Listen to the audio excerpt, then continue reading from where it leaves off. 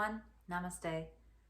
I'm Jill Loftus of Newt Astrology, and this video is for the parents out there.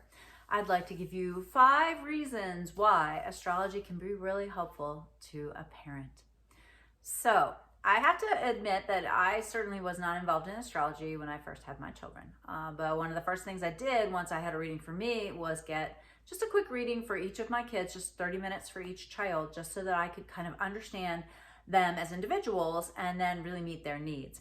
My personal parenting philosophy has a lot to do with treating children like houseplants, right? Some thrive by the window and others need a little less light, and one needs watered every day and talked to, and another one you stick in the corner and you water it once a month, right? It's about providing the environment in which your child can thrive.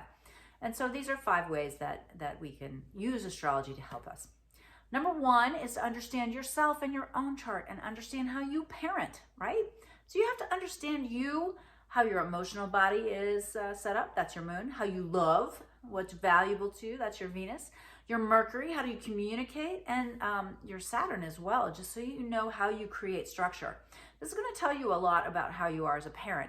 And, when you have a child, 9 months is not long to have that learning curve.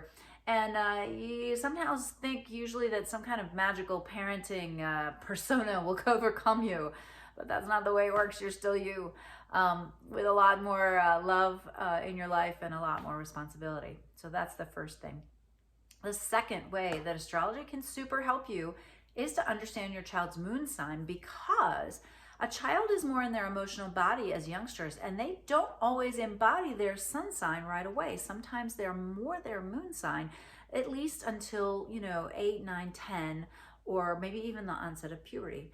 So knowing your child's moon sign is just so important, okay? Especially if you're the mother, because that's how you nurture and relate to each other in that kind of dynamic. It has so much to do with your emotional body and the way you emotionally greet the world. And so knowing that can be super helpful to you as a parent. Okay, number 3 is to know the rest of the child's chart. So to understand their Mercury, and is it retrograde, which means it might take a while for them in this lifetime to find their voice, and you can help them. Okay, how do they love?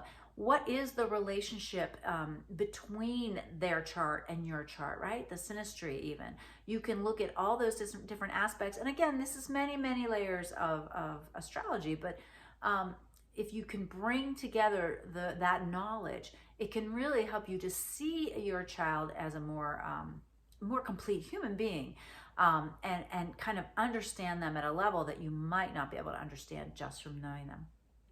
Number 4, astrology is super helpful if you just pay attention to the moon and what's happening with the moon in the sky. So if you know when the moon is waxing, when it's waning, when it's new, when it's full, you're going to be able to tap into the general collective emotions and help your child navigate, for example, school. Like if you know there's going to be a full moon, then you can explain to them, hey, people are going to be a little bit more in their feels, right? And of course, this is older children, right?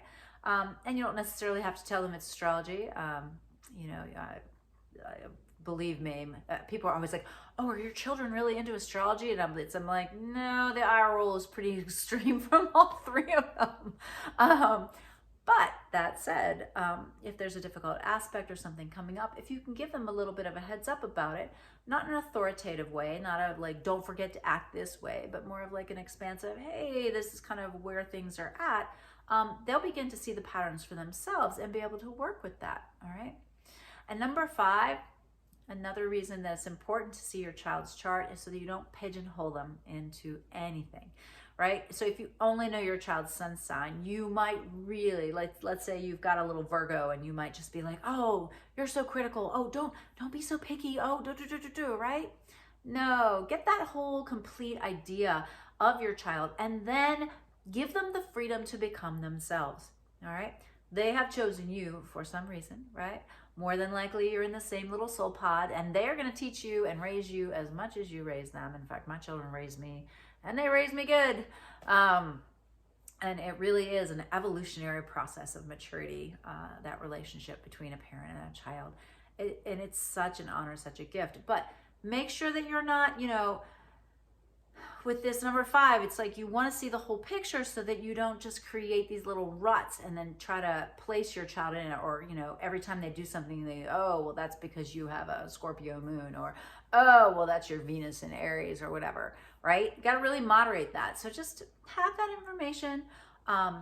Let them live their own beautiful expression of it, and then just use that knowledge to help gain your understanding so that you can have more patience, more kindness, more understanding for what they're going through on their soul journey. So just a quick little video on that. If you're at all interested in checking out your child's chart, there are lots of free online chart programs available that you can use. I'm also happy to do readings. I'm happy to do quick short readings or longer readings or synastry readings, which is how you put your chart with your child's chart. You know, any kind of consultation, I'm certainly open to do it. I think it's very useful, helpful. I don't try to do too many when they're like firstborn, all right? Because you don't want to, again, not pigeonhole them to a certain extent. But once your child is, you know, you've gotten to know them a little bit, they're a couple years old, or maybe even moving into schooling age, particularly if you don't know at least the sun, moon, and rising, then that is the time to really start investigating and helping them to know themselves. And, you know, I've done readings for children, actually, as young as 10, for parents who just, you know, want the child to have a better understanding of how they work and how they tick. And so I'm, of course, always honored and happy to do those as well. It's very different than offering a reading to an adult, mostly because, well, many reasons, but it's a very different type of reading. But of course, I am honored to do that. If you are so interested, hop on the website.